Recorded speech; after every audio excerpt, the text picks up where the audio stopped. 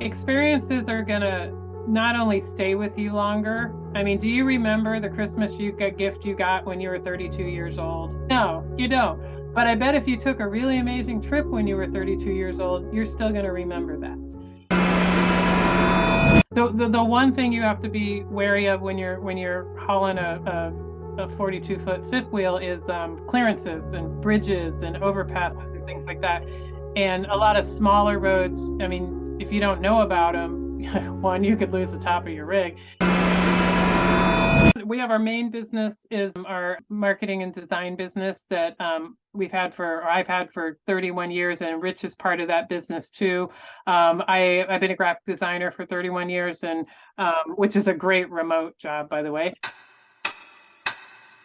For us, I would say no. I mean, you can live in an RV very inexpensively. You can boondock a lot. I don't think there's anything about this life I don't like. The bugs, maybe. I mean, if you don't like bugs, do not RV. We're not old enough to retire or have any desire to retire. If we can make money on the road, sustain ourselves, then it doesn't matter, where our home is, and that's what allowed it to work for us.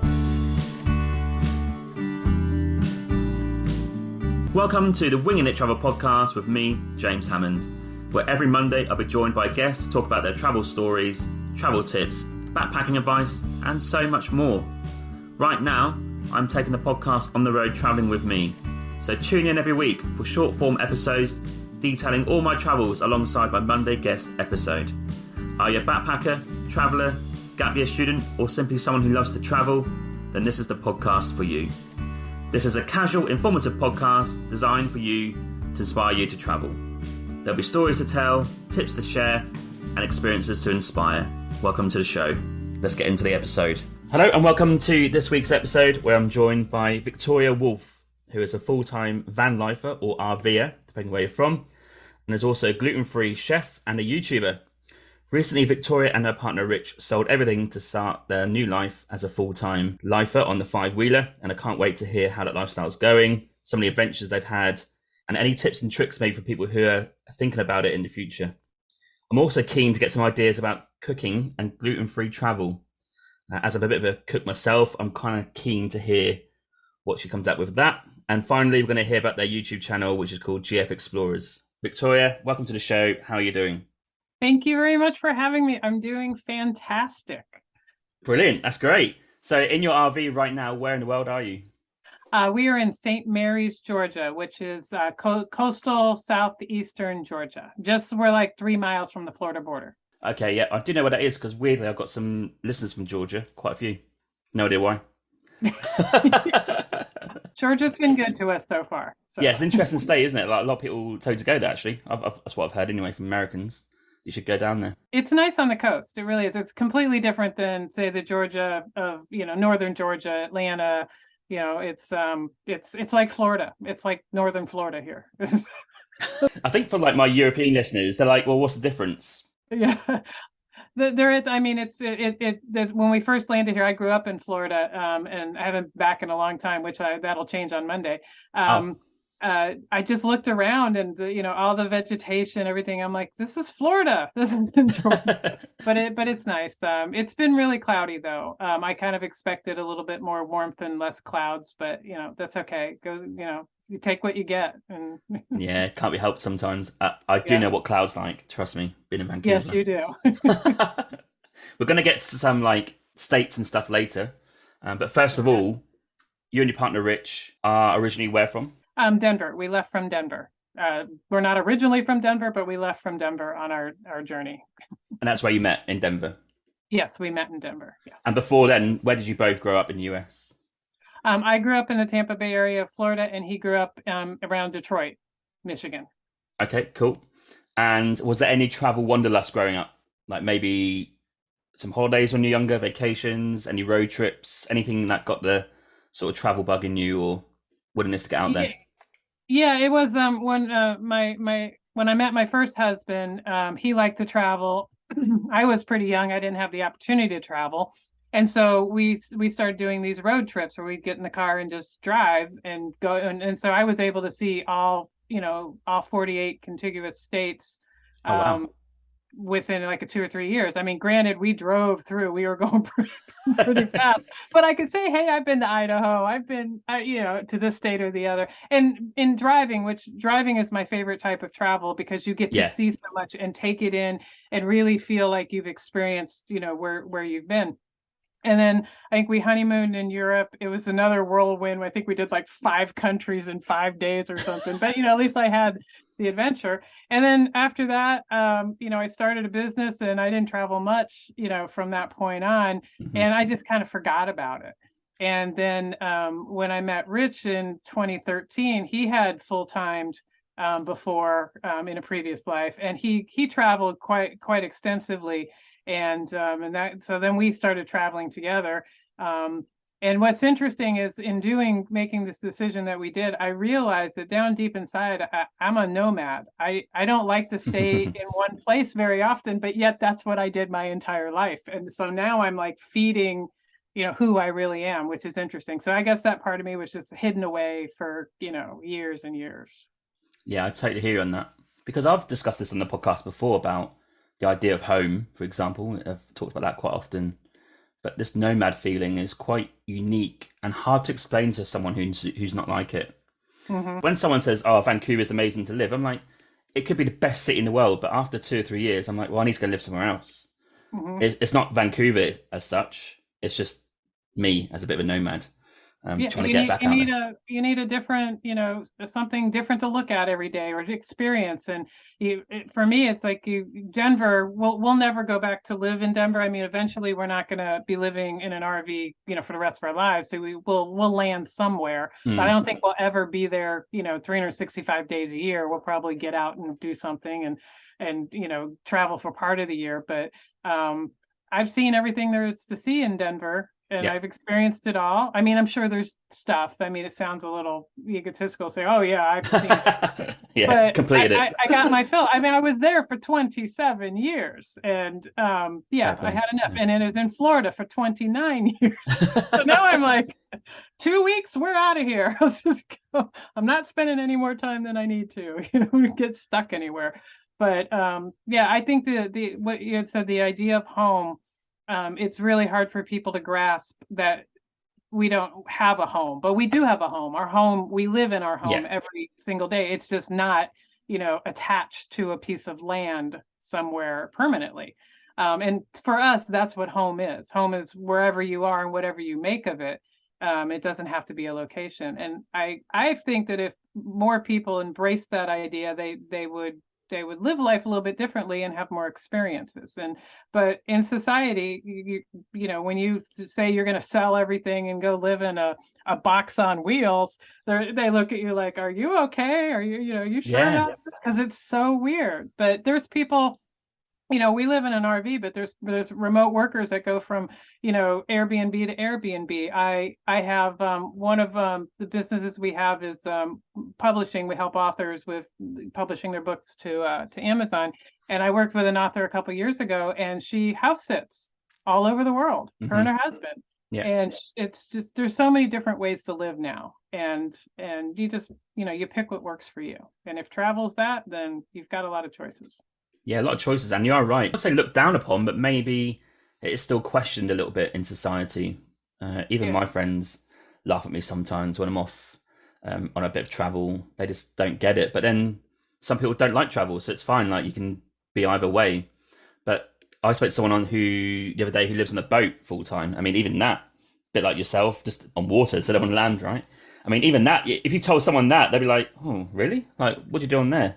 I almost did that when I was in Florida when I was married to my ex-husband. I had this weird idea, and I just realized that now. I guess part of me wanted to do this. I wanted to buy a houseboat, and Yeah, we were just going to park it at the dock there yeah, in yeah, in yeah, in I think it was St. Pete Beach or something.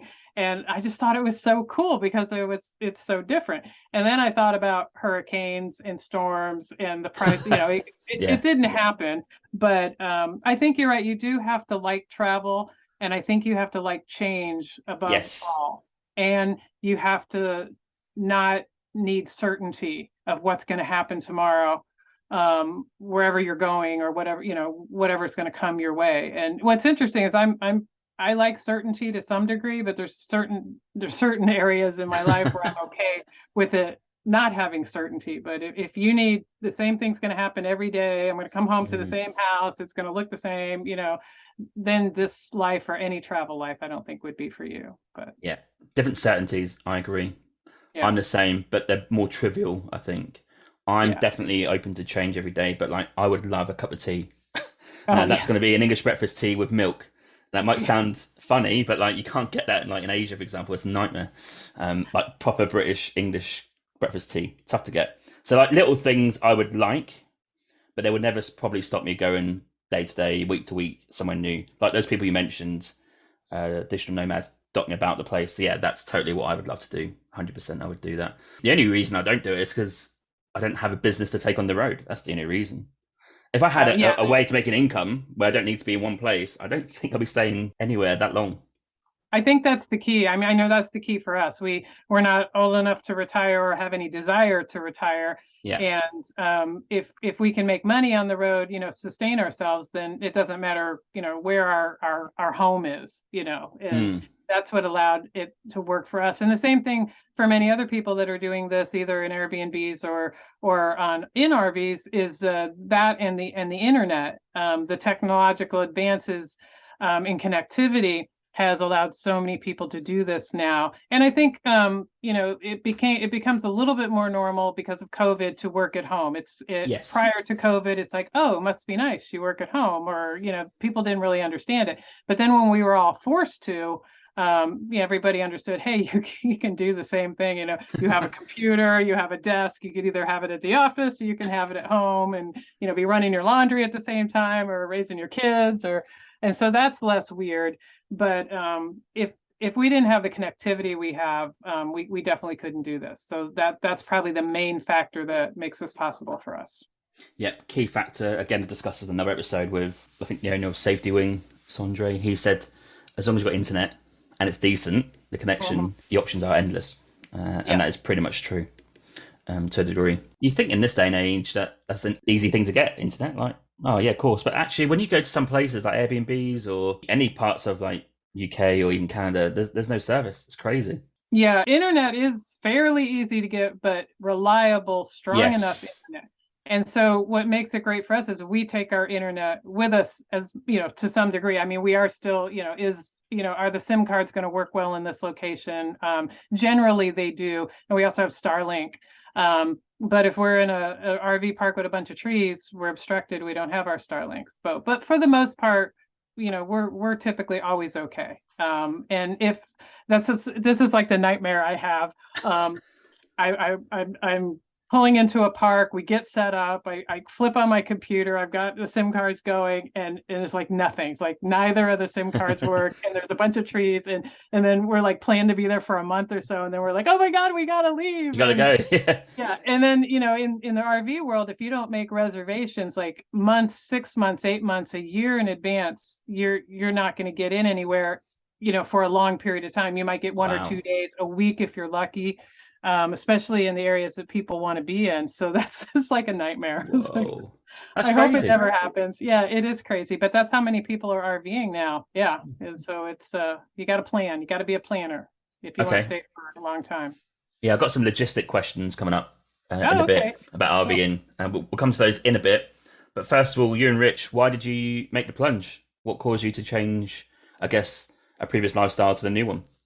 Well, we had for 5 years we had a gluten-free baking company in Denver, and we were doing quite well with it. But then, unfortunately, something happened, and we lost the business early 2020. Not because of COVID; it was right around Ah, COVID, but not because of yeah. it. And it was heartbreaking. We had put 5 years of the hardest work I've ever done in my life, and we wanted something new with the what's next. Well, now what are we going to do now? We're kind of the people that like to strive and have a goal and Hmm. work towards something. And a couple years before that, Rich had taken me to my first RV show. I'd never even been in an RV before. And I'm like, oh, this is cool. They look like houses. I mean, I had no idea what an RV was like. And so we had been throwing it around. Yeah, maybe someday we'll do this. And I've always wanted to do it, even though I had never set foot in an RV before. I'm not sure where that came from. But and then we just decided, this is going to be our next thing. We're going to make this happen. We had 2 years to plan, and we planned it all out and set off right around the time we said we were going to set off. So we Nice. had nothing to lose. It's like we had nothing keeping us in Denver. Our son had graduated from high school. He was starting to live his own life, so Hmm. we were free to go. God, a dream. I think for people, maybe as well for UK, I had someone ask me on my social media. I put a thing up saying any questions, put in my Instagram stories, and I'll forward them on. But someone said, actually, what is an RV? Now, I say it's a caravan from the UK, but like a big one, like a proper big one where it's got like, I don't know if you attach yours or you don't, but you can either attach them to a vehicle or at the front there is the engine, right? And it pulls all the Yeah. caravan. But that is exactly what yours is, right? Five-wheeler. Yeah. And RVs are recreational vehicles. Anything it really encompasses. It can be a Class A, which is a drivable, like the big looks like a bus, or a C, which Yeah. is a smaller version of that. We have a fifth wheel, which has a hitch that attaches to has a hitch in the back of the truck, and it attaches to the fifth wheel, and it swings around and drives around. We have a very large fifth wheel. It's like 43 feet, so it's like a Wow. house. Yeah. I can see the view now. It looks pretty decent. I think it's bigger than my Yeah. apartment actually. It's like, well, it's 400 square feet, which is Oh about wow, the it's size of close. some small apartments. And I mean, we are not camping. We are not roughing it. We have a washer and dryer. We have a dishwasher. We have a huge kitchen. I mean, Yeah. we're living like we're living in a small apartment, really, Mm. except it moves. It's on wheels. We have a similar version, but much smaller. So ours is a converted Toyota Sienna, which Oh, is a bit like a nice. small people carrier. Hmm. But it's been gutted out the back, so it's got a bed in there, and it turns into a sofa, and it's got a little kitchen at the back. So hopefully we'll be experiencing some RV life next summer. That's the plan when we come back from our travels in Oh, Europe. that'll be fun. There's people are RVing in so many different vehicles. There's vans. Van life is huge. We were Yeah. at an RV park the last stop, and it was a cargo trailer that Oh they had wow. converted into an RV. Huh. And Wow. it didn't have a kitchen. It didn't even have a refrigerator, I don't think, because they had these two big coolers on the back of their truck, and you just kept seeing them going out there, going into cooler. Yeah, but I mean, you do what you got to do if you want to get Yeah. out there. So Yeah. I'm looking forward to it. Be a nice way to experience life. We won't be working though; we'll just be traveling around. But we are going to come down to the US, so I'm really looking forward to it because I think, from what I've read and learnt about, US is built for it much better than Canada. I can imagine Canada when we're doing it. There's going to be swathes of land where there's going to be nothing. yes, yeah, But US is big, but I imagine there's more stops off and more parks to go and stop at. I think. yeah. We have areas of land that there's nothing. It's called Nebraska, and Yeah. or Kansas. But for the Sorry, most part, listeners. yeah, you're always going to have somewhere to stop, especially with the interstate system. There's always exits and stuff. But yeah. But there's Uh, a lot of Canadian RVers. We've run into a few. We've seen them in parks. A lot of us go up to Canada. oh yeah. Yeah, eventually we'll get up there. I'm not sure when. Banff is someplace I've been wanting to go as long as I can remember. So one of these days we'll get up there. Yeah, Banff's a must. The town before Canmore is probably one of my favourite places that I've ever stayed in actually, and I've been to a few countries. Canmore is probably 20 minutes before Banff, and Hmm. it's just set a bit more in the middle of the valley. You're not in amongst the mountains as much, so you can see all around you the You get the 360 degree. view. The Oh view is yeah. incredible. Oh Whereas wow. Banff is great, but you're in it. You're in like the mountain almost. Both great. Last time I was in Banff actually, we decided to go on a walk and got told to turn around because there's a bear up there. So that was a pretty Oh, interesting situation. Only a black bear, but yeah, but we still a didn't. bear. Yeah, Yeah. yeah. So I think in He that can still in eat you. Banff, you're gonna get him still. Yeah, Yeah. I thought probably Canmore as well. To be fair. Anyway, so for your RV life, what's the scariest part, maybe of jumping ship, if you like? For me, it was a little scary. I had a lot of anxiety just riding in the truck that pulls the RV. It was really weird. I had travel anxiety. I don't even drive, but I had travel Oh, anxiety. and I don't know, it's all irrational. It brought up some weird irrational travel anxiety for me, which I since worked through, but it really took me by surprise. I don't think there's anything about this life I don't like. The bugs, maybe. I mean, if you don't like bugs, do not RV. Oh, okay. Yeah, and I mean, no matter what you do, you're going to get bugs. Yeah, there's really nothing I don't like that has really surprised me. I think the one thing that surprised me is how many people RV on the weekends because you see that Oh, in some parks. Like some parks are more kind of weekend parks, and so because we're full timers, we're there for 2 or 3 weeks at a time, and they come in on Friday and they leave on Sunday. And I knew how big RVing was, but to see families on just taking weekends and going and RVing, it yeah. was really cool to see that, and it was very interesting and eye-opening for me. It's like, wow, this RV thing is really big, this camping. And so, because I never camped or RV'd before, so I had no idea. Okay. Any tips for people who maybe are on the cusp or thinking about it? Like anything you get in order before you make that leap? I would just say if you're even thinking about it, just find a way to do it. You're not getting any younger. Mm, There's work involved depending on what type of rig.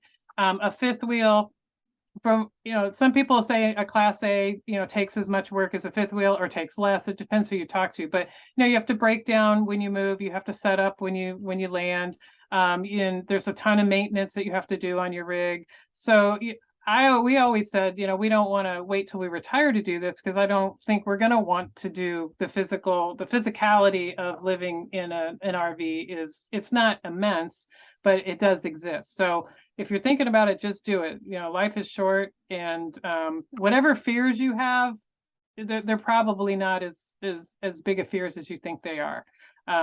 It's really just living, mm. and you're going to make mistakes. I mean, we've made our own mistakes, and we researched a lot, and that kind of helped us not make as many mistakes as we could have. Also, for like the cost, interesting question I just thought of actually.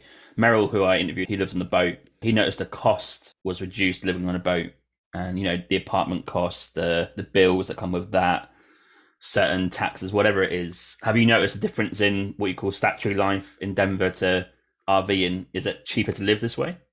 For us, I would say no. I mean, you can Okay. you can live in an RV very inexpensively. You can boondock a lot, which is boondocking is dry camping, which means you're not hooked up to anything, so that you Okay. you know you fill up your water tanks. You have say solar, so that you can Oh stay yeah. out longer and have electricity. We don't boondock because we work. It takes a lot of work to boondock because you've got to manage your resources. I mean, we already have to manage our resources on some level, and I don't want to manage them like that while working 8 to 10 hours every day.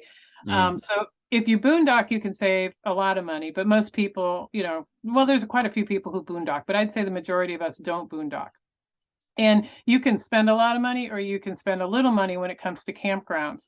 Like we try to stay on a month, over the month, spend about, $1,200 in campground fees. Okay. That's kind of where we like to keep it. But some months, like the place we're at now, the month is only going to cost us like $700 or $800.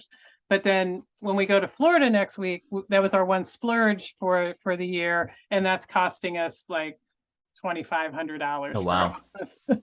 But that was a splurge. It's an RV park right on the water, close to, in my hometown where I grew up. So, but we wouldn't do that all the time. And then there's a park we were at not too long ago where there was an owners rally, our manufacturers rally, and those sites are like $125 a night regularly. I would never go there, unless Wow. it was a special occasion or something. So, and it depends if you cook or you eat out a lot. We cook 98% of what we eat because of me being gluten and dairy free. Mm. So we save money there. So we're not spending any more than we did when we lived in a house. But there's quite a few RVers that eat out a lot. So that will, so you just got, depends how Mm. you live. You can definitely save money. If you're living in a 4,000 square foot house, I mean, you're not going to have those property taxes, but you also have to buy the rig and buy the truck or just buy the rig. So that may not be cost, but that's equity that you have that will go out. Or if you don't use your equity, you're going to have payments. So you have to take that into consideration. And then there's fuel. Fuel Ah has yeah. been obviously very high this year. And we're very thankful we don't move as often as some RVers do because we save on fuel because of that. We get if on a good day, 11 miles to the gallon when we're towing, Okay. 10 to 11, it's, for something, almost $5 a gallon. So there you go. Jesus. Yeah. But I expect that to go down eventually, I think it's hopefully. coming down now, I think. Yeah. Diesel is still hovering. See, we have a diesel truck that pulls Diesel. the Yeah. and it has not come down at all. And Okay. I'm not sure why, but it hasn't. And then with a diesel truck, you need DEF as well. So I'm just gonna say no, it's not inherently less expensive to RV, but it Okay. can be if you try. Okay. And what about people like me next year where we're just driving around in our mini camper van, right? Don't need to attach to anything, self sufficient. Like for those people rocking up in RV parks or campgrounds, is it still pretty cheap for those guys and me? Like, I don't really know what the price would be to plot for a night in these different RV parks in the US. So I don't really know what that would be like. Yeah, if you can do national parks, city parks, state parks, those are anywhere from 20 to 35, maybe 40 if it's a really popular state park a night, which and Okay. some are less expensive. We don't do state parks much because most of them don't have sewer, and we stay 2 or 3 weeks, and we don't have to Yeah. deal with, dealing with that. And some of them don't have water either. So we always stay at parks because of the way we live our lives. But a lot of people will stay only at state parks, and you can save a ton of money if you do that because they are not really expensive if you're set up for that. So when you go out next year, you can do a bunch of I guess what are they, provincial parks, or if Mm, you're coming to the U.S., they would be state or federal or yeah. U.S. parks. We're also really, really big and don't fit in a lot of state True. and national parks. But like if you had a van, if you were doing van life, you could definitely save money because most vans are integrated with solar, so you can do a lot of Yeah. boondocking. You don't really even need a campground. You can True. just pull into Walmart or Cracker Barrel for a night. But if you did want a campground, you're not going to pay a lot. So the way we live, we don't save money, but there are other ways to RV and save money. And what you're doing, it shouldn't cost you much because you can be in the parks. Okay. Here's another question then. For New Zealand, an example, when we went for 6 weeks van life. There's actually three places. So not wild camp. They're not wild camping. They are campgrounds, but they're government campgrounds and they're free. You can give the Oh, wow. donation if you like to, and all they have is a toilet. No showers, just toilet. And I'm like, I thought that's going to be the same everywhere. So when I interviewed someone this year who sort of camped around Europe for 6 months, her biggest cost, and I couldn't believe this, was camp fees. I was like, surely not. She's like, yeah, camp fees even more than fuel. I couldn't believe it. So I think I've been kind of swayed a little bit the wrong way because I don't think, not wild camping, but in US, if you don't do that, there's not going to be any free campgrounds, is there? You are going to have to pay a fee. Yeah, here in the U.S., for the most part, unless you're boondocking, wild camping, Yeah. you're paying something. Okay. But there's a lot of places. There's a ton of cities in the U.S. that have campgrounds, and a lot of people don't know about that are so cheap that could be $15 or $20 a night. Got it. Typically, those campgrounds will even they'll have a bathhouse, with Yeah. showers and bathrooms. They might even have a laundry. But yeah, there's a lot more options here. So if you really wanted to, RV and spend the least amount of money as possible, you could in the US. Maybe not in every state and tourist location, but most of them. And then there's something called Harvest Host. It's Okay. you pay like an annual fee, things like $75, and so it's breweries, wineries, farms, golf courses. I think they just added another maybe churches, and so you can go stay there overnight. Now it's all dry camping, but let's say you were driving, you know, 1,200 miles to get from point A to point B, and you didn't want to stay more than a night, every day. You can find a Harvest Host every time as you go and stay there for free. You just paid your $75 annual fee for that. Ah, And okay. they're usually cool places, like I said, breweries and Yeah. wineries. But as long as you have something like solar, or a generator or something, because there's no hookups at all. But we haven't done a Harvest Host yet. We might do one as we make our way back to Colorado Yeah. in the early spring. But so many people use them. Harvest Another one host. called Okay. Boondockers Welcome, which you can stay 2 or 3 days with your membership at no cost. And those are usually people's homes or land that they have. Yes. Yeah. Yeah. So I mean, you could, if you boondock, you could definitely save some money. Wow. Okay. I didn't even know those two things. That's great. And Yeah. also, wild camping, is there different rules for each state, or is it nationwide? It's available to do. You don't find it as much out in the east because they don't have a lot of land. Out in the west of the United States, there's tons of what's called BLM, Bureau of Land Management land, and they have designated quite, I don't know, acres and acres for boondocking or wild camping. Okay. Um, you can't just go anywhere out in the west because a lot of that land is owned by somebody, so you have to, kind of know where you're going. And Yeah. yeah, and there's always Walmart, so Walmart parking Yeah, lot, that's true. but Yeah. that's only for a night or so. Yeah, New Zealand had the same thing. I can't remember the Superstore, the equivalent, and you can just go and park up Yeah. in the car park and just use their facilities. Yeah, that is a proper way to do it. Okay, that's great. And also, what's the maybe the best thing about RVing, in your opinion, the thing you love the most? Just being somewhere new all the time, taking in a new experience. We like to, and one of the reasons we like to stay longer in places is we like to really kind of, jump into the area, the locale, and kind of feel like we're living like locals for, Mm. 2, 3, 4 weeks. It's kind of fun. I mean, it's always funny when we get in the truck to go somewhere and I'm like, oh yeah, you turn here and you go there. And no, if you go down that road, I mean, we learn the area in Yeah, the 3 to 4 weeks we're here. And and then we both kind of feel between 3 and 4 weeks is it's time to go. It's like hmm we've exhausted, or I want to say we're bored. Maybe we are bored. I don't know. But we're ready to go to our next destination. So I don't think there's been a place yet that there was one place yet that we were at, and we were only there not just 2 weeks, and we could have stayed longer, and that was Chattanooga, which really surprised me. I had been to Chattanooga years ago. I didn't realize how beautiful it was. I didn't remember how beautiful it was, and there's just a ton of things to do, both in outdoor activities, things to see, and it was kind of a cool area. So I think that's the only place we wish we could have stayed longer. But everywhere else, we're like, yep, ready to go. Wow. Okay. And is there anything about that you don't like? No, I think the only thing I don't like about RVing is I don't get to see my son as much. I think that's Okay. really Yeah. the only thing I don't like. But that's what planes are for. And so Yeah. still, I mean, I don't get to see him every day. That's the hard thing. So. Okay. Fair enough. I'm going to ask you some adventure questions in a bit, but I've got some logistical questions in case people are wondering Okay. about RV. And this is a question I've had for ages. Car insurance. Now, the reason I'm going to ask about this is because Canada, for example, even UK is the same. You need a fixed address. Here it's based on the city that you live in and even the area about what rate you get in terms of car insurance. But I'm like, well, if you're a digital nomad and you're dotting about in a van or an RV, how does that work?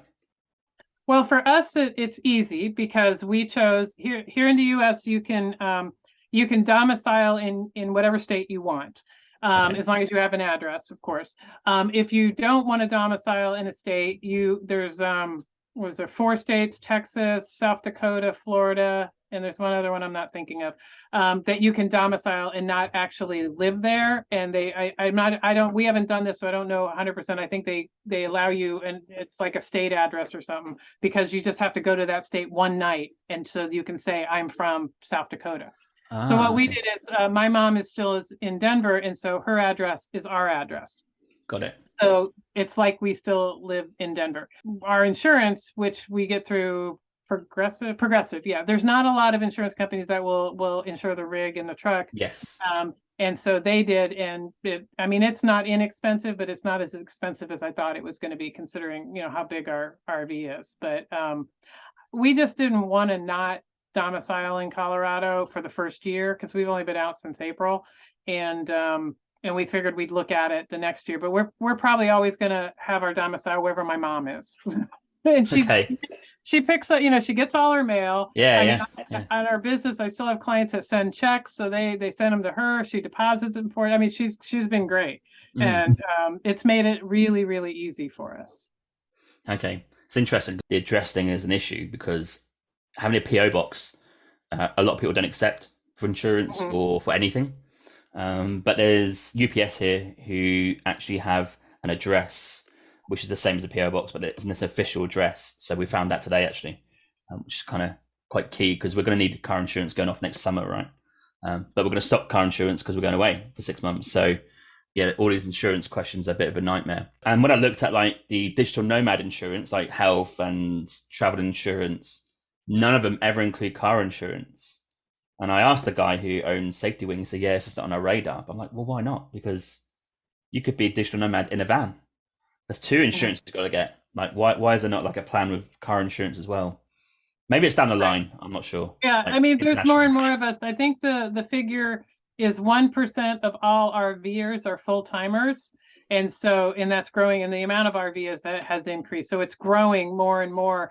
And so as the need goes up, I'm sure you'll start seeing more options. But we, like I said, we're lucky that we have my mom and we have her address, so it saves us a whole bunch of hassle. But that's right about UPS. It's an actual address. It's not a PO box or anything. And I don't know Yeah. if you could use that as your domicile address. I'm not sure. But that'd be something I'd have to look into. Yeah, it's a good question. Yeah, yeah. And also taxes. I mean, does that link to your mum's address? So you do, Yeah. I'm thinking like US people pay taxes, Mhm. different states have different rules, which is a bit complicated, but you base your taxes in your mum's state. Yes, we are residents of Colorado technically. Our truck and our RV are registered in Colorado.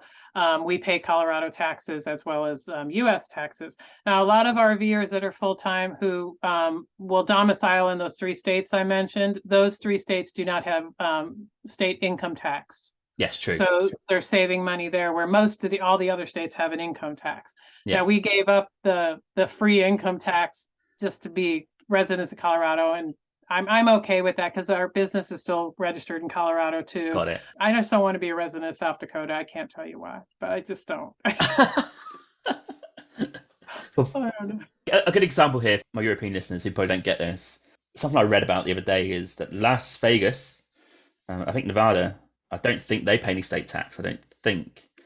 They're going to have a new basketball team, and I think they've got like lots of sports teams potentially going there. And they're just saying that the sports team could be based, for example, in New York State, where the taxes are quite high. But if they're rebased and they're based now in Nevada or Texas, for example, they're going to have like a massive pay increase because they have to pay like the extra tax. Yeah, So that's that's probably true. crazy. And that's right. I don't think Nevada has a state income tax. Yeah, But there are some other states who do not have a state income tax. I think Washington State is one of them, but yeah. they don't have easy domicile rules. So you can't just, show up there and go, "Hey, I want to live Okay. in Washington, but I actually am not going to live in Washington." So that's the other thing that makes South Dakota and Florida and Texas unique, that it's easy to domicile there when you really don't domicile there. Yeah, Texas seems to be the place to do anything easy in terms of Well, yeah, like that's true. Yeah, they take I think anyone, don't so. they? Yeah, it's mental. Yeah, they Yeah. allow a lot of stuff. Yeah. Yeah, we'll leave that one there. Okay. Yeah. What other questions I've got here? So, condensing your life, your previous life, into RV, was that a challenge? Now, I'm going through this challenge right now. We're looking at our stuff going, can we backpack for 6 months without checking in luggage? So, hand Oh, luggage that is a only, challenge. 40 Yeah, litres that max, is. pretty much. Going for that right now. So, how was that for you? It was something we both looked forward to. We were never people, or at least in our minds, that collected a lot of stuff, even though Yeah. when we started going through our stuff, we had a fair amount of stuff. And I was almost overzealous. I was so overzealous getting rid of stuff. My mom the other day, she's like, "You still have a copy of my will?" And and I said, "No, I think I threw it away because I remember what drawer it was Yeah. in. I'm like, this is all going."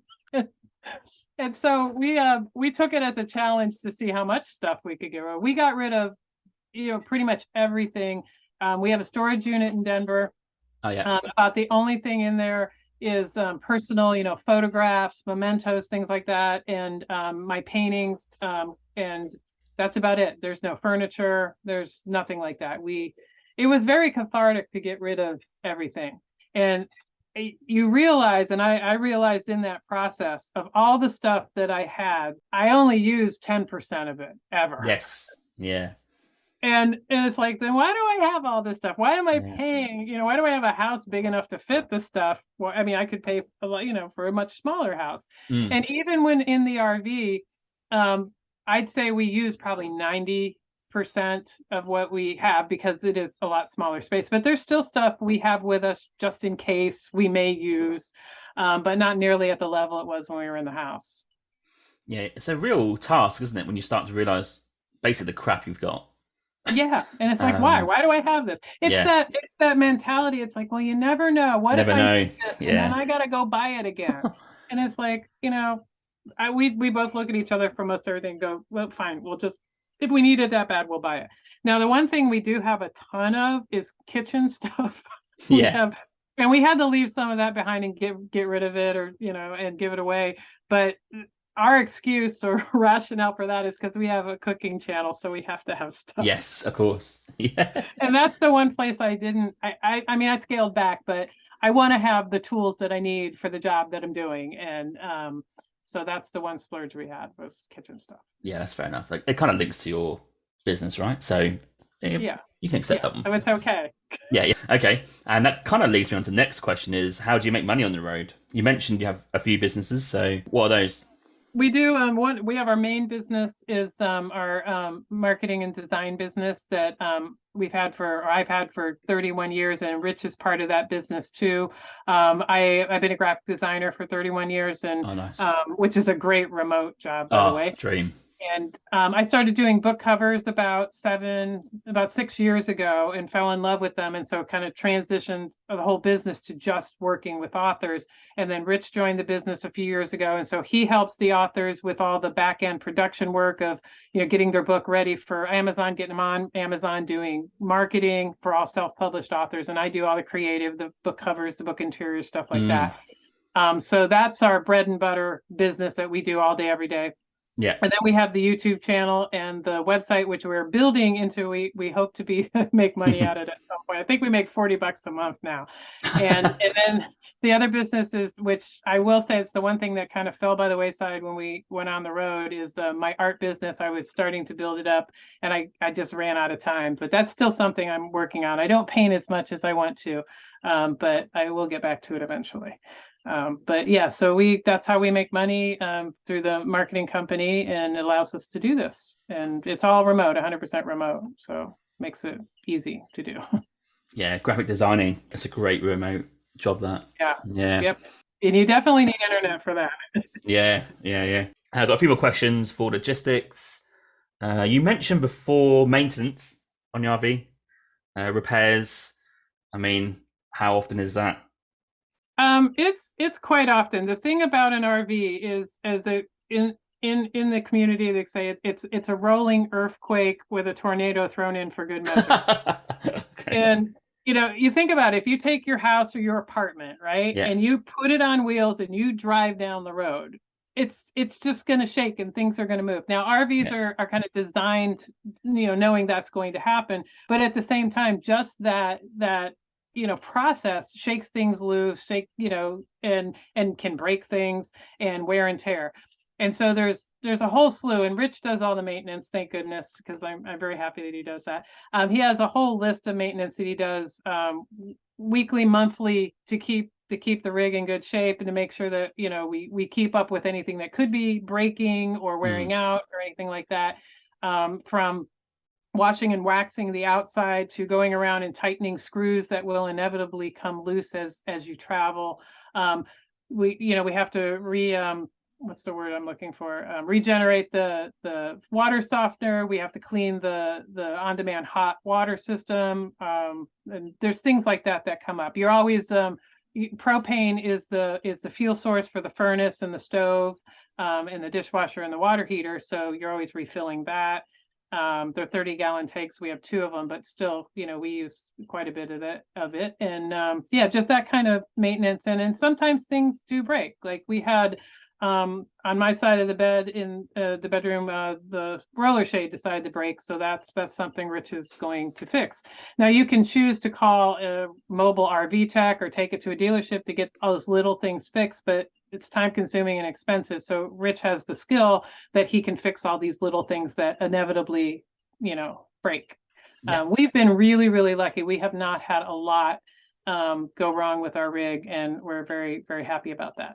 But as the more we're out, the more we drive, things are going to happen. So you have to. That's the other thing. If you're going to do this lifestyle, you've got to be prepared for maintenance and a little bit of fixing, because it just goes with the territory. I second that because I follow a couple called Olga on Tour. They're a Swiss couple.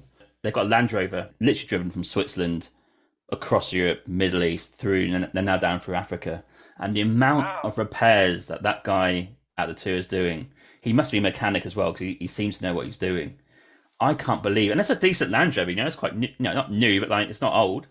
It's been probably fixed about 100 times on this trip. I just can't believe the Oh, amount of stuff they just have to do yeah, like almost it's wear weekly. and tear. Yeah, it's Yeah, wear yeah. and tear. And RVs are, they things break all the time. There's a lot of wear and tear at the RV. So we have an F 350 dually.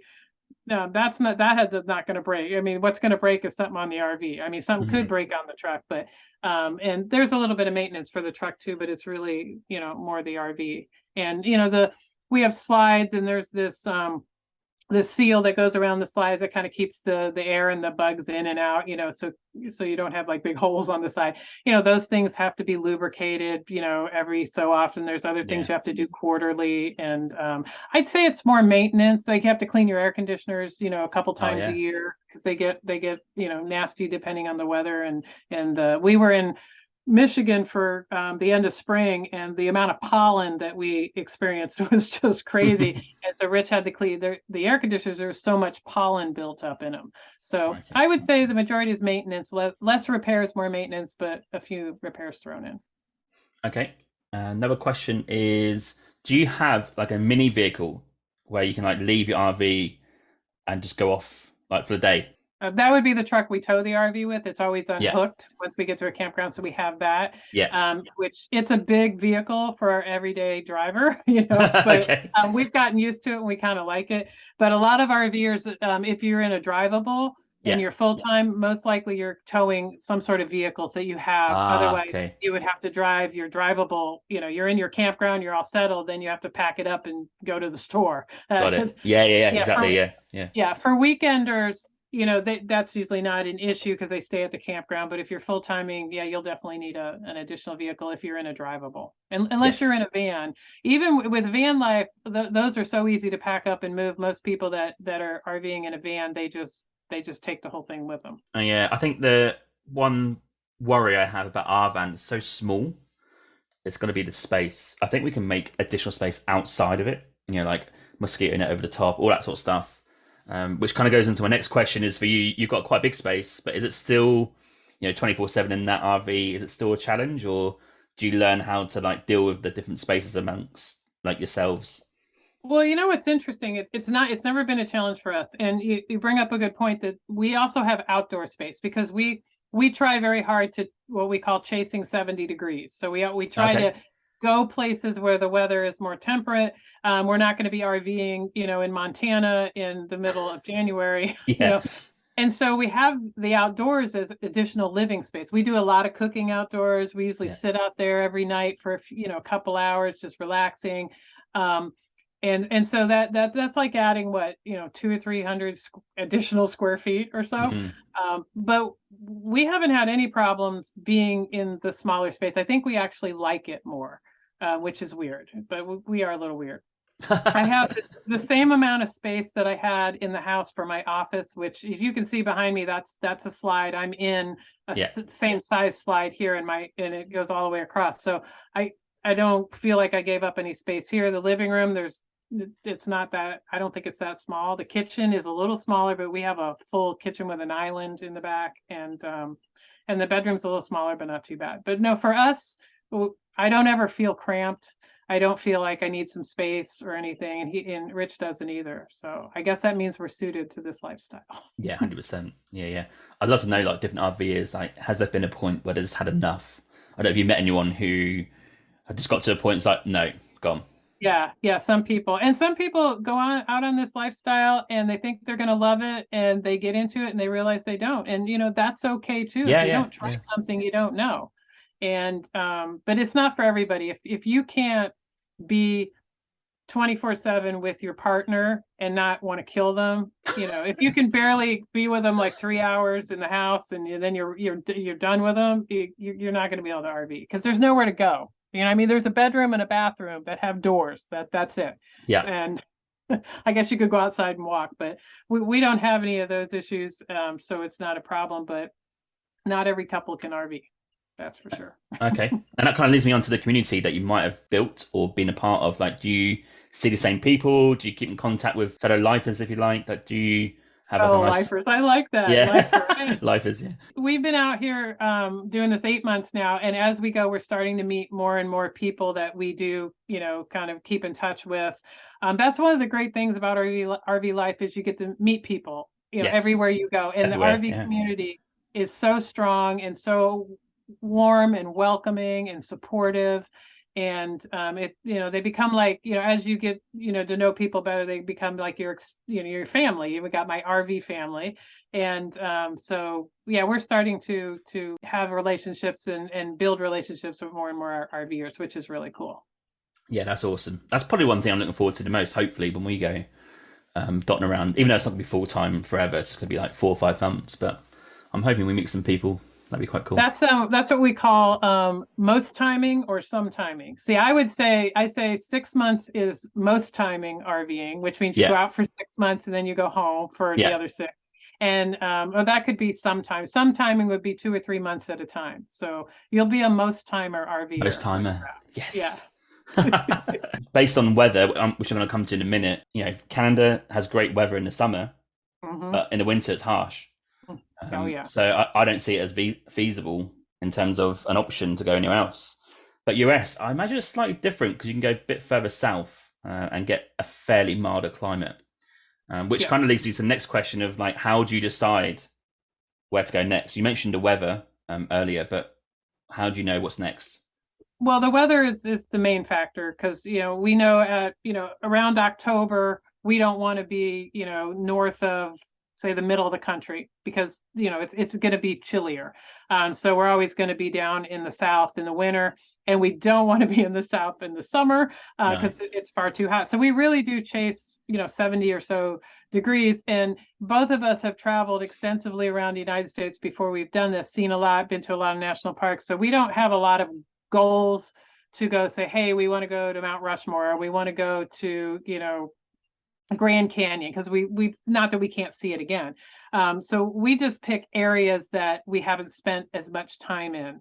I have not spent a lot of time in the Southeast, so that's where we've been because we're on our way to Florida. That was one thing I did pick that I wanted to spend more time in Florida because I hadn't been back for so long since leaving 27 years ago. But then the following year, well, we spent a bunch of time in Michigan over the summer because that's where Rich's family's from. And that was intentional. And then other years, like we want to go up to New England. I think summer of 24, we're going to spend all that in New England because I've been there, but I haven't really been there. Yeah. So that's kind of how we decide. Eventually, we'll go up to the Pacific Northwest and up to Vancouver. That's probably maybe a year and a half or 2 years off or so. Okay, that's great. And that kind of leads me on to adventures. So you mentioned there that you've been to pretty much every state on the mainland, or you have been to every state. So what has been some of the most unexpected adventures that you might have experienced in your RV? We do have adventures. We don't have as many as most RVers because we work so much. Yes. But we took a kayak tour of the Pictured Rocks, which is in the UP of the Upper Peninsula of Michigan, which it's like Lower Canada. Actually, it feels like Canada up there. Anyways, there's this beautiful natural wonder called the Pictured Rocks, and so we could have taken a boat and seen it, but we like no, we want to kayak it, and I had never really kayaked before. It was one of the most magical adventures I've ever been on. It was so wonderful to be on Lake Superior in a kayak and then to see the rocks up close and then go through the arches and stuff. And we were so thrilled with it, we actually bought kayaks. And now Oh, we have kayaks and we kayak. that's great. We just got them. We've been on what I think three outings since we got them. And on the last outing we were on, we saw dolphins. We're just Oh, right by our boats. And so we really enjoyed that. We've been on we went to a bourbon distillery in Kentucky, and that was really cool. We've gone to Balloon Fest. I'm not even thinking about all the things that we've done. Like I said, we don't do a lot of adventures, but we do some here and there. We had lots of fun at Hilton Head. Oh yeah, we went on a shrimp boat and oh, went shrimping in Hilton Head. Where's And that? it's off South Carolina. It's an island off South Okay. Carolina. And so you go out on the shrimp boat, they catch some shrimp, and you get to experience all that. And then the joy for me was they were popping the heads off the shrimp right there on the boat. And they say, "Hey, you want to do this?" And I'm like, "Yeah." And so I'm popping it. That was a I don't know that Wow. there was some serious angst that got released there. That was fun. And we also went to a kazoo factory in Carolina, and we do weird stuff. Mm. Wow, that sounds amazing. That shrimp thing's interesting, isn't it? I love shrimp. Oh, Yeah. Well, we um, got to take some home to eat too. yeah, That was even cooler. Yeah. that'd be That I took insane. the heads off of. You just squeeze it. You put your fingers there, you squeeze, and this is the coolest part. You take it, and I didn't understand this when we first went out, but the seagulls were just hanging out by the boat Yeah, a lot. yeah. And I didn't put two and two together, but when the catch comes in, they're swarmed around the boat. So you take the head after you've popped it off and you throw it in the air, and the seagulls catch it in the air and eat it. And I think I was having more fun throwing it at the seagulls than anything. But that was an experience I would have never had if I was still in Denver. I'm thrilled with that. Ah, awesome. And any spots that you are thinking that you want to go to? You mentioned Southeast, but like any other ones that is on your list, if you like, for your RV? I think, Palm Springs, I think we're going to winter there next year. The coast of Texas, there's actually some, but they're boondocking sites, but you can actually park right on the beach. Oh, I dream. definitely want to go there. Obviously New England and Minnesota. I have not spent much time in Minnesota, and it's absolutely beautiful in the summer, so I hope to get there. And then next year we're going to spend more time in Wisconsin, which we were there for a very short time this Oh, year, and that's a really beautiful state as well. And then of course, eventually we'll get to California. That's a long ways, and I want to be able to spend some good time there when we do go. well, that's actually my next question. Like the dream van life or RV life for me that you see on social media as well, but also what I'm thinking now is that coastal road all the way up the west coast. Oh yeah, Highway 1. Yeah, Yeah, I actually have driven that way back in the day. It was really cool, and that is a goal to take the RV and just hopefully have as much time as we need, because California, for the most part, you could stay there all year and not worry about weather. Maybe a yeah, little north in the winter might not be good. And then of course there's the wildfires. We'll just assume they're not going to happen. But to just go all the way up and just spend 2 weeks here, 3 weeks there, a month there, where that definitely would be. I'd like to go all the way to Vancouver and do that. That would yeah. That'd be a be dream. that would be a multi-month trip, and yeah, someday we will do that. I think that's on our list next summer. That's like one thing we've got to do. We've got to come back here, right, to sell the van because we've got to go off again. So yeah, I think that's the natural thing to do. It's just that you Yeah. see like all these like camper vans, the classic '60s ones, and people Hmm. are driving them about, and you can see them like they've got all the windows all around the van, and they're parking up on the beach with a campfire. It just seems a bit dreamy.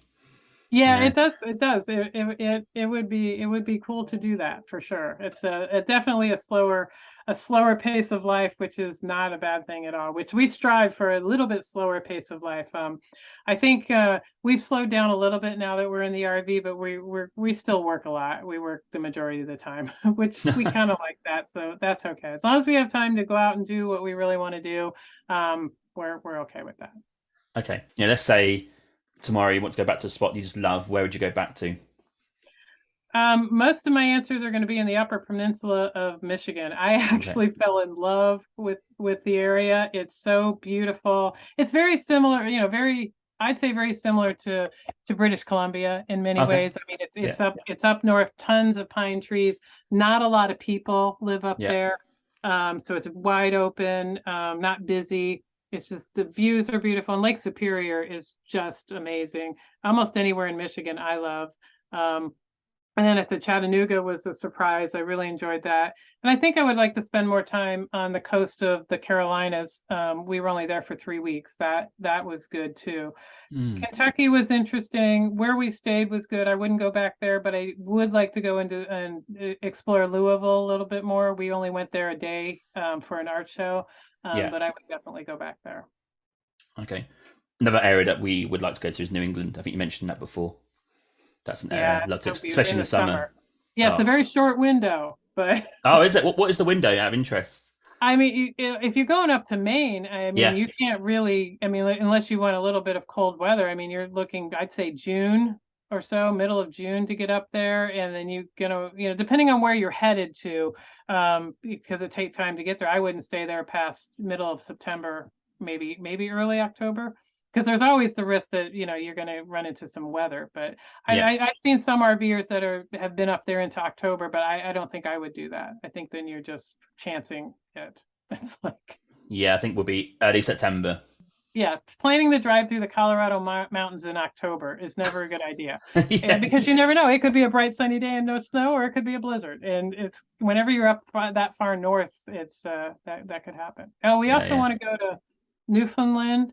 We saw Ah, a nice. Newfie license plate in Yeah. Upper Peninsula, and it was Rare. the shape of, what was it, Rich? A bear, right? It was a bear. It was a bear. The license plate is the shape of a bear. So we want to go to Newfoundland and obviously Nova Scotia. Boy, I think we're gonna have to be on the road 10 years now that I'm going through all these places we Yeah. want to go.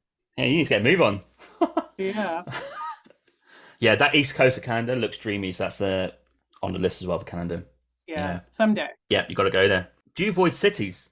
We don't avoid cities. We actually kind of need to sort of stay closer to cities so we have the best internet, but we don't stay in big cities. We're usually in small cities that are near big cities, if that makes sense. Like here, where we are here, we're like, what is it, about 30, 40 minutes from Jacksonville, which Oh, is yeah. a bigger city. Now that doesn't affect our internet, but at least we have a big city, and we don't, I wouldn't say we avoid cities, but you can't really stay in a city in an RV. There's not many Yeah. city RV parks. Mm. Um, but we don't go out in the middle of nowhere either. But we have stayed in quite a few smaller towns, which we do like that because it's nice and quiet for working. Because one of the tough things is you're in an RV park, and many people here are retired, or maybe you've got some weekenders here, or people on vacation, and so they're getting up and they're going and they're doing all this stuff, and we're working, Monday through Friday we're sitting here working. So distractions are real, but so we don't go to a lot of touristy areas or things like that because we don't want to be tempted because we have to work. So Okay, that's fair enough. Any states that you would say are more RV friendly than others? I haven't encountered any non-RV friendly states at all. So in our travels, and we've hit about 10 states so far, I wouldn't say there are a non-RV friendly state that I have Mm. found. I meant that more like logistically, not like people. I meant like, Oh. is it just easier to travel in some states in terms of getting your RV on the road? Well, because the interstate system is throughout almost every state, Mm. that's why it's kind of levels the playing field. We travel mostly on interstates, Yeah. some smaller roads, and the one thing you have to be wary of when you're hauling a 42-foot fifth wheel is clearances and bridges and Ah, overpasses yeah. and things like that. Yeah. And a lot of smaller roads, I mean, if you don't know about them, one, you could lose the top of your rig.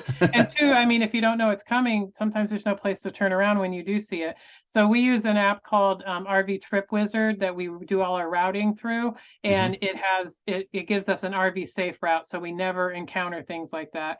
And then, and some roads just are not, they're very windy or very narrow. We try to stay away from those too. So we do a fair amount of interstate travel because it's safer, easier. You've got truck stops, you can stop up for fuel, and it's just a better travel experience. Okay. And that kind of goes into the next question of like, is there different rules in different states for RV or van life? Like, is it all pretty much across the board the same?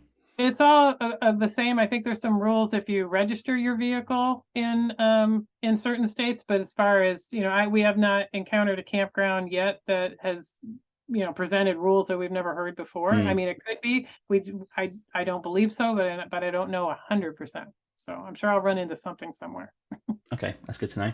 And just before we get to your gluten-free cooking channel and YouTube and stuff, you mentioned every state that you traveled to, not on the RV, but like previously. Is there any states that you would probably say to anyone listening right now who's not from the states that they should go and visit? If you love natural wonders and you Mm. love the outdoors and you love landscape, almost any state out west, but especially Colorado, Montana, Idaho, Washington, California. And even parts of Nevada. I mean, if you like the desert, then go to Nevada and Arizona. But if you like trees and mountains, you've got to see those areas as you know, going up into Canada too, because they're just spectacular. Yeah. And you won't see things like that anywhere else on the earth. And then on the east side, you know, like North Carolina, Tennessee, with the Smoky Mountains, it's quite beautiful through there. You know, New York, you know, with the upper New York, you know, upstate New York and Maine and all that, all those different areas. And of course, if you like the beach, go to Florida or California. Um, and you notice I didn't say anything about the middle of the country. Yeah. Yeah. What's going on in the middle? If you like agriculture, go to Nebraska and Iowa and Kansas. But I will say this about Iowa. If you've heard bad things about Iowa, it's not really true. Iowa is my surprise state. We spent a lot of time in Iowa with our other business. We were going there, you know, once a month and spending 2 or 3, 4 days there. And I just fell in love with Iowa. There's something charming about it. The countryside is actually quite beautiful. It's very hilly. It's not flat like Nebraska. But I say give Iowa a chance. What's the bad things that people say about Iowa? Well, it's, you know, it's very agriculture. There's not a lot of people who live there. When you drive Right. the main interstate through Iowa, it's just farmland. But Yeah. if you've come from Colorado, you have to drive all the way through Nebraska before you get to Iowa. Nebraska, farmland, boring farmland, in my opinion. I apologize to anybody who loves Nebraska, but Iowa is just with the rolling hills, and it's a lot greener, and there's just something really beautiful about Iowa. Okay. The US is so big. It It's is huge, so isn't it? I was talking to someone the other day about if you lived in the middle of US and you love to go traveling abroad internationally, it's going to take you 5, 6 hours to get out of US, going east yeah. or west, like before you know your own country. Then you got a heck of a flight to get across the water either side, unless you're going south, I guess. But yeah, it's just Right. It can take huge 5 or 6 hours to get out of your state, depending where you are in the state. Yeah, that's Yeah, crazy big. yeah, like Texas. If you're at the lower southern end of Texas and you want to go north, I mean, you got hours an hour Yeah. across Texas. I forget how many miles it is, but it's at least two days to get Oh, is across. it? Oh, Yeah, okay. I mean, unless you're driving 24 hours. It's yeah, and Florida's the same way. If you're in Miami and you want to go to Atlanta, you know, that's a Mm. 2-day trip. And that's just one state over. It's crazy. 2 days. You get to Scotland from UK, like where I'm from, in 6 hours. Yeah, well, yeah. Well, that's what's so great about the Northeast is everything is so Yes. close. The Yeah. states are also small, and Mhm. also Europe's like that too. You just take, you know, get on a train, you're in a different country. But no, most of the U.S. is like you just drive and drive or a long flight. Yeah, Europe's like US, but different countries. So instead of states, you've got countries, right? So it's quite a Right. crazy So at least you're somewhere new, experience. you know, quite Yeah, close. yeah. Different culture, Yeah. different language, and all that. Okay. I'm going to ask some more travel questions later for my feature. And I'm going to quickly go into your YouTube stuff. So you mentioned you're gluten free and dairy free, did you say? Yep, I am both. And as in general, is that just quite tough? Like I think I spoke to someone who's American as well. She is that, and traveling abroad is a nightmare. So how do you cope with? I guess eating out must be pretty difficult, right? It is. It is. I've been gluten free for almost 16 years and dairy free for almost as long. So I've kind of I've really adapted. And again, like I said earlier, we cook about 98% of what we eat, which means we don't go out to eat. Now, I will go out to eat at certain restaurants where I know I'm usually more safe, and that would be Greek restaurants are good. Mm. When it comes to dairy, I can't do any cow dairy, but I could do some sheep and goat. Go. And Yeah. traditional Greek, like feta, is made with sheep or goat, so Yeah. that's always something I can kind of count on. But not every Greek restaurant uses the traditional feta, so I always have to ask that. But more Mediterranean cooking is typically gluten free and dairy free. And the other thing that I know that I can almost always eat at a fine dining restaurant that's chef driven, because if you know I'm telling the server I'm like I'm gluten and dairy free, you know, what can we do with whatever's on the menu to make it that way, and I've never had a problem because they're making everything from scratch and they Yeah. don't have a lot of pre-made stuff. So when I, you know, really want to go out to eat, we'll go to somewhere fine dining. Yeah, it's going to cost a little bit more money, but it's a big treat. We went for my birthday the year before we left, like it was last year, in Denver. There's an amazing restaurant called a Mizuna, very high-end fine dining. We went for I think it was like 5-course tasting menu and then the wine pairing. I could eat every single thing. There was only, and they even had they had the gluten-free pasta that they made for Oh, me. nice. Yeah. I don't think there was anything they had to really even adjust. It was one of the most fabulous meals I've ever had. So I can go out to eat, but I can't, I can't just like go get a burger someplace or go, because I'm very sensitive and cross contamination is a thing. And Yeah. so that's why we cook so much because Yeah. and I had to learn how to cook well so I wasn't missing anything. And Rich and I, between the two of us, I'd rather, us make a steak than go out and get a steak because, we make it well enough that, we're not going to get a better one at a restaurant. We might, but it's, It's going to cost you. yeah, and it's not worth it. Okay, which leads on to your YouTube channel, GF Explorers, gluten-free explorers, right? I'd imagine. So is that just born out of maybe helping other people like learn how to cook gluten-free stuff, and then can maybe like implement that into their lives or travels? Yes, yes. It's when we lost the gluten-free baking company, we had done that as kind of a calling that we felt like we had to share. We'd come up with these really amazing recipes for pizza and pizza crust and breads and everything, and we felt we had to share them with the rest of the gluten-free world. Mm. And then when that didn't work out, we still felt that calling, and we're like, okay, well, we're just gonna share recipes. And I've always wanted to do, recipe cooking videos. So we both do those. We started that about a year before we left out on the road, and then we incorporated the RV lifestyle into it. And we just love to cook and love to cook for people and show people how to cook. It's just we just love it, and so that's what we do. And so every week we have a cooking video, and then we also have an RV lifestyle video. So we're posting 2 long form videos a week, and now we started doing shorts as well. Oh yeah. We're having fun with it. How long are your episodes? The long form? It depends. They can, like, some of the cooking videos can be as short as 10 minutes. We try to keep those, 10 to 15 minutes, depending on Yeah. the recipe. And our RV, it depends on what's going on. Some can be as short as 10 or 15, and we've had some that are 20 or 25. It just depends how much we put, in a video and what we're covering. We try to go sequentially, in order, of our experiences and where we've been. Okay. I love cooking videos. I can spend all afternoon just like looking at 5-minute clips of how to make something. Yeah. I'm obsessed with it. I don't know what's got into me recently. It's So like, fun. It's fun. yeah, We it's just started good doing fun. cooking shorts on YouTube and Yeah, TikTok. Boiling down our recipes to small things, and it's been fun to do. And people consume content that way. Some people like the long form, some people like the short. So now we're doing both, just to hit all the audiences that we can and make everybody happy, I hope. yeah, that's awesome. YouTube Shorts is going to be key, right? I think I'm reading January they're going to start sort of advertising, making money from them as well. So Yep, definitely is the way they're to go coming if you've got a on. YouTube channel. Yeah, definitely. And shorts are so popular, and people will just sit hours and just scroll through shorts. And our as humans, our attention span has plummeted in Yeah, the last few years, and shorts are perfect for that. But what we usually do is we'll do a cooking short, and then we'll have the link to the full video or the full recipe. So we don't do any cooking shorts that don't have a recipe, because mm. if you do like it and you really want to know how to cook it, then you can get the recipe. So. Yeah, that's fair enough. I have a coffee channel on YouTube, and the coffee episode's only 5 minutes long. I just go to a new cafe, try the coffee, a bit of information about it and the local area. But the YouTube Oh, that's shorts are just cool. way bigger in terms of audience. Oh, Like yeah, they it's are. They're just, mental. and it's like TikTok. I mean, TikTok started it, and then Yeah, YouTube caught up with their shorts. And I don't know, who's going to be bigger in the end. I think it's going to end up being I think it's YouTube. YouTube. Yeah, yeah, Yeah, yeah. I think so too. So, They've got the biggest reach and search engine, right? I think it's at 2 billion people on YouTube, something like that. yeah, and I mean, well, Yeah, YouTube's owned by Google, so yeah. There you go. they own everything. Yeah, so, but because I think because YouTube has the both and the short and the long format, they're Yeah. always gonna have the lion's share. But TikTok, so many views, yeah, daily, and so many videos being uploaded. It's just crazy. Are you guys on TikTok?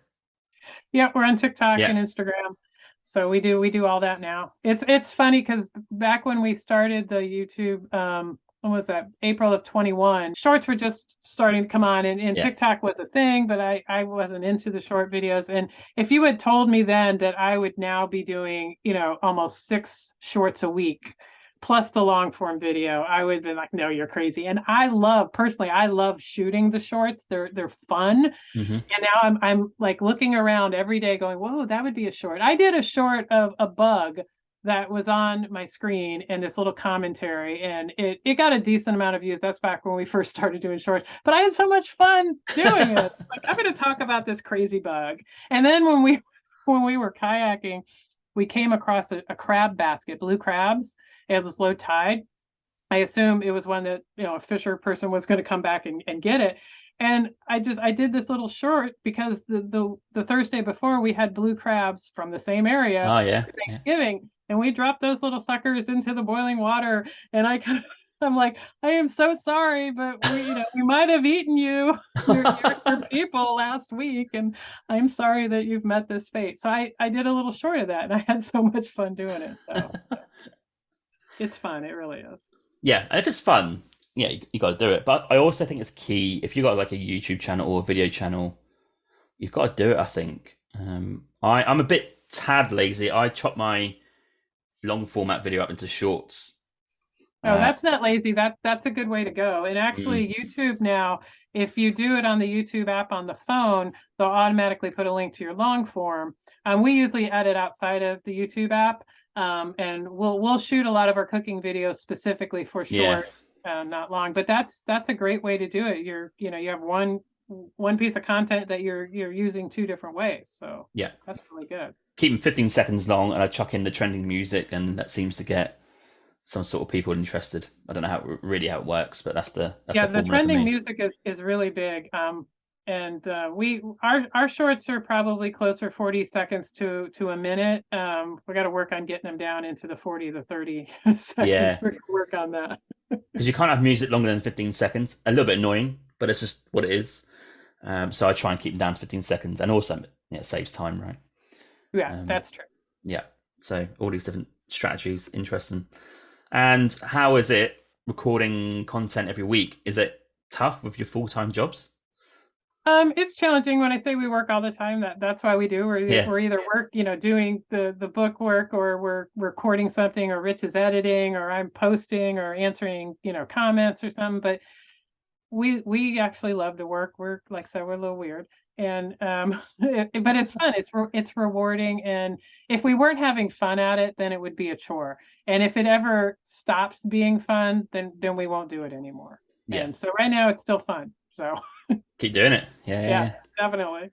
And where can people find your YouTube channel and social medias and maybe websites as well? We're at GF Explorers, most everywhere on YouTube. I mean, on Facebook, we're at the GF Explorers, but on YouTube at GF Explorers, Instagram, TikTok, and our website is gfexplorers.com. Cool. And I'll put some links into the show notes so people can access them pretty quickly. Okay, we're going to do some features to finish the episode. So I'm going to bark some questions at you. Travel questions, quick fire. These are just more travel based. I do kind of tailor them to the person who's on the podcast. So this can be anything that you've experienced on your RV life, or even previous travels before, could be internationally or in any of the states that you've mentioned. So I'm going to start with. Hey, yeah, just a quick one. I just want to say there are many ways to support this podcast. You can buy me a coffee and help support the podcast with $5, or you can go to my merch store with the affiliate link with TeePublic, where there's plenty of merch available to buy, such as t-shirts, jumpers, hoodies, and also some children's clothing. Thirdly, which is free, you can also rate and review this podcast on Apple Podcasts, Spotify, Podchaser, or Good Pods. Also, you can find me on social media on Instagram, Twitter, Facebook, and TikTok. Simply just search for Winging It Travel Podcast, and you'll find me displaying all my social media content for travelling, podcast, and other stuff. Thank you. It's travel question time.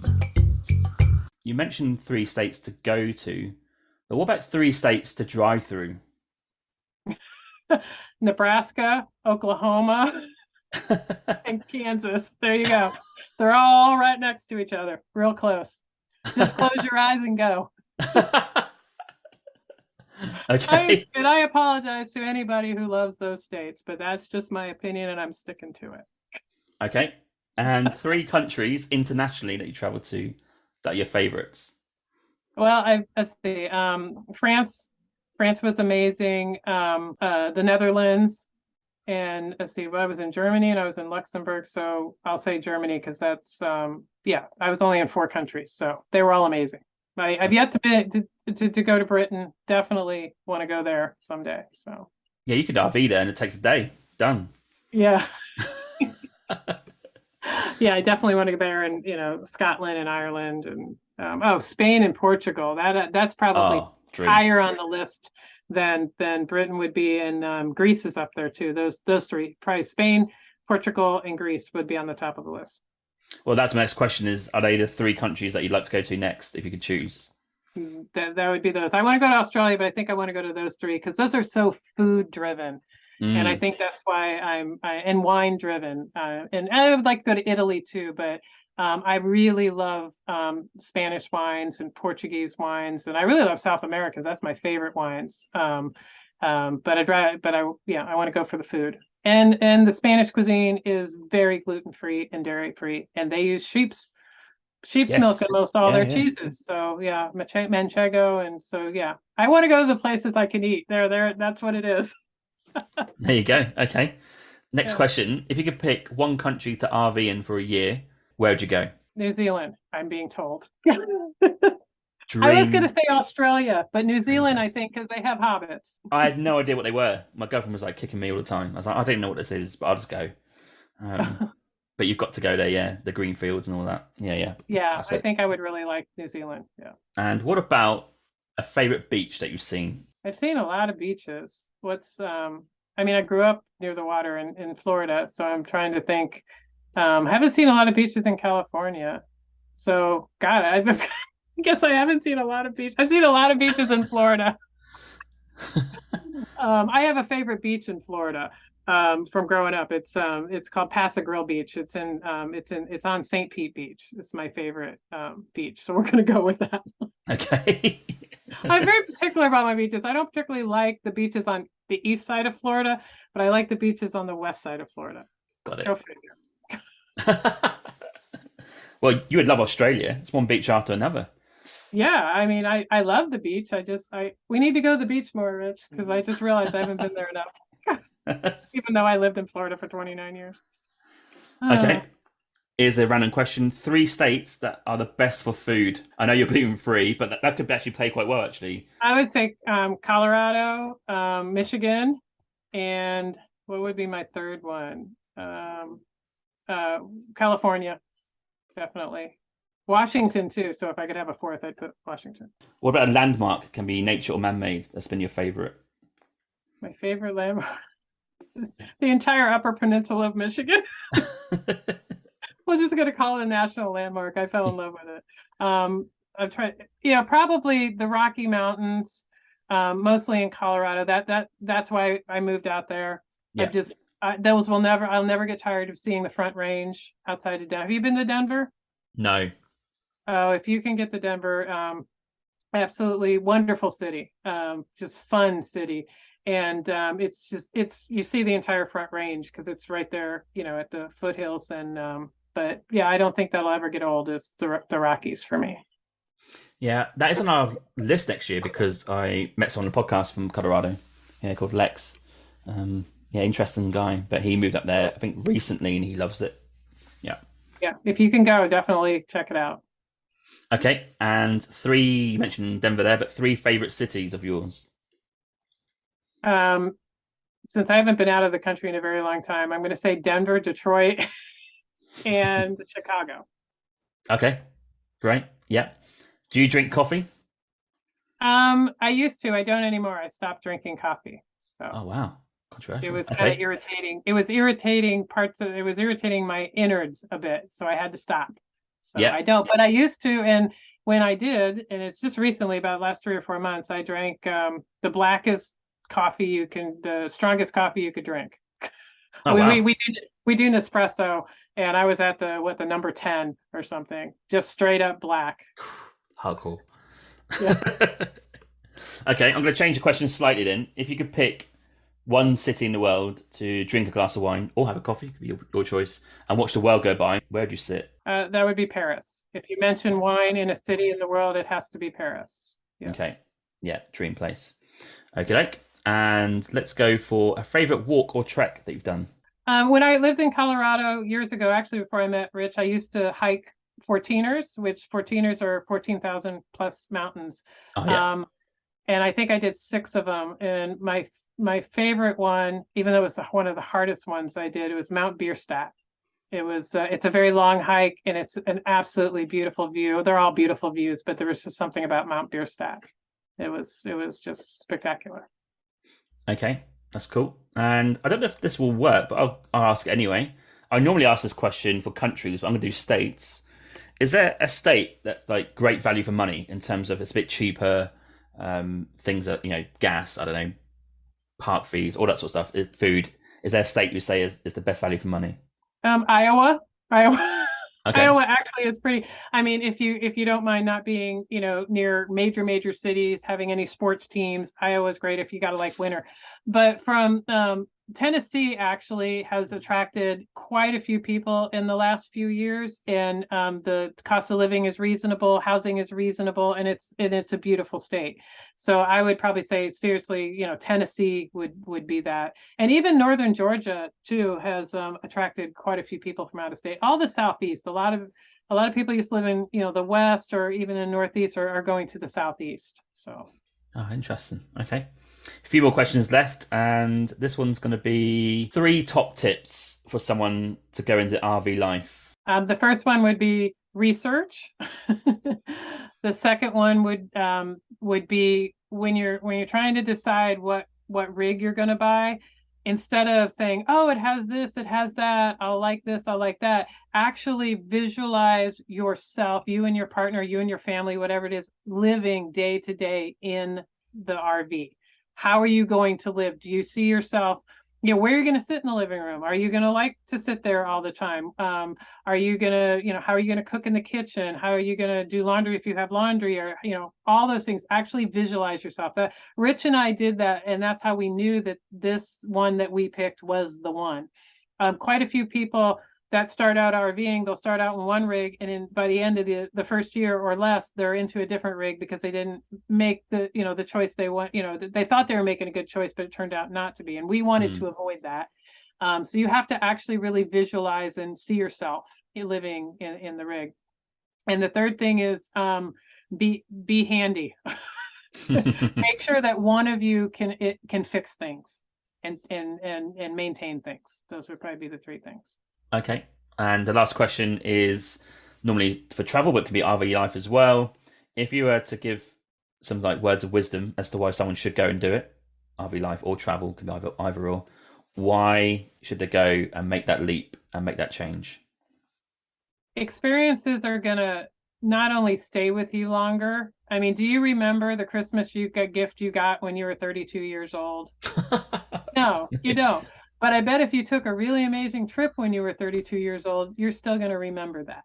Mm, And not only do they stay with you, they travel enriches your life. It makes you a better person. It makes you a more rounded person. It helps you to see the world and see your fellow human beings in a different way. And I think it brings us closer together. Those who travel understand the world in a little bit different way than people who don't travel. And I don't say that because I'm, elitist or better. It's just it travel is humbling in many mm, ways.